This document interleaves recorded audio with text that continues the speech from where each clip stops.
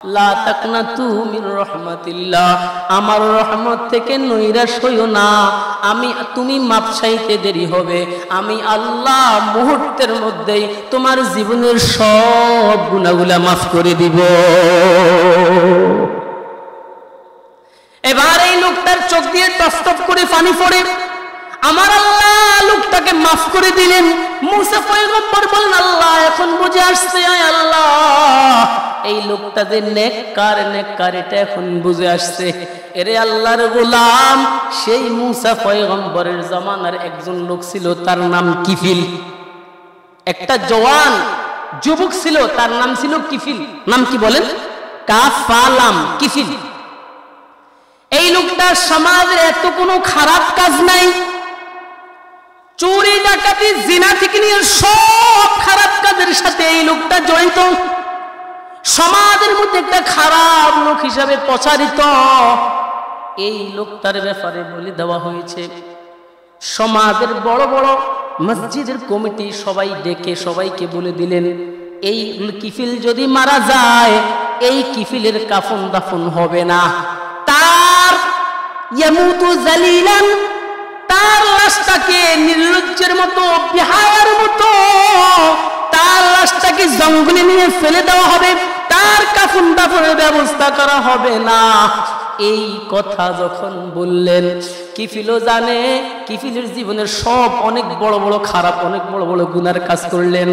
আল্লাহর কুদরত, এ কিফিল একদিন রাত্রে একটা মেয়েকে নিয়ে আসলেন 60 দিরহাম ভাড়া করে।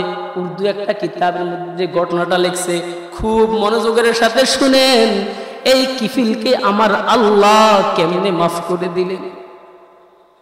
এবার কিফিল এই মেয়েটাকে যখন নিয়ে আসলেন, যথা সময় যখন মেয়েটার কাছে যাবেন, মেয়েটা কিফিলকে বলে, কিফিল শোনো, তুমি আমাকে টাকা দিয়ে নিয়ে আসছো, ঠিক আছে আমি তোমার কাছে বিক্রি হয়েছি। এরে কিফিল, আমি একটু আরজি আর একটু আবদার করব, আমাকে 2 রাকাত নামাজ পড়ার একটু সুযোগ করে দাও। কিফিল বলে, ঠিক আছে বোন, 2 রাকাত নামাজ পড়ার সুযোগ দিলাম। 2 রাকাত নামাজ পড়ে মেয়েটা আল্লাহর কাছে হাত তুলে বলে, রে মালিক,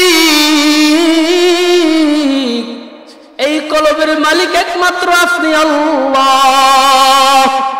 আপনি তো চাইলে কিফিলের দিলটা ঘুরাই দিতে পারে কি পারে না? আল্লাহর কুদরত। কিফিল যখন মেয়ের কাছাকাছি চলে আসলেন, মেয়ে কিফিলের চেহারার দিকে তাকাইয়ে বলে, রে কিফিল শোনো, এটা আমার পেশা না, এটা আমার নেশা না, আমি এই কাজের মেয়েও না। আমি আসছি কেন শোনো, আমার আব্বু অসুস্থ, আম্মু অসুস্থ, বাড়িতে বড় কষ্ট, ছোটরা আছে, খুব কষ্ট করে চলাফেরা করে দিন যায়।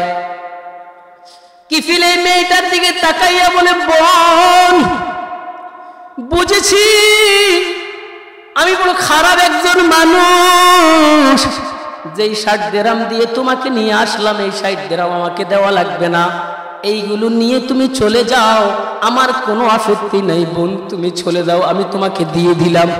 আল্লাহর কুদরত।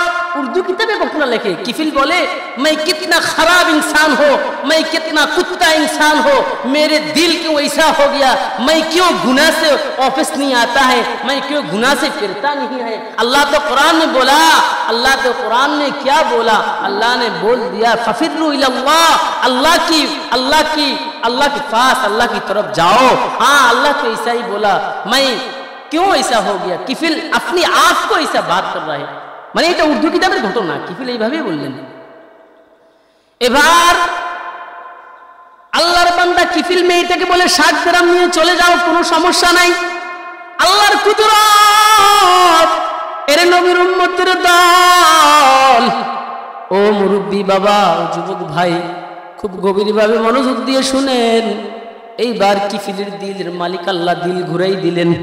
বলেন, রব্বানা লা তুযিগ কুলুবানা বা'দা ইয হাদাইতানা ওয়া হাব লানা মিন লাদুনকা রাহমা ইন্নাকা আনতাল ওয়াহ্হাব। আল্লাহ তার দিলটাকে ঘুরাই দিলেন। এবার কিফিল সেজদার মধ্যে পড়ে বলে মিছামিছি কাটাইলাম জিন্দেগি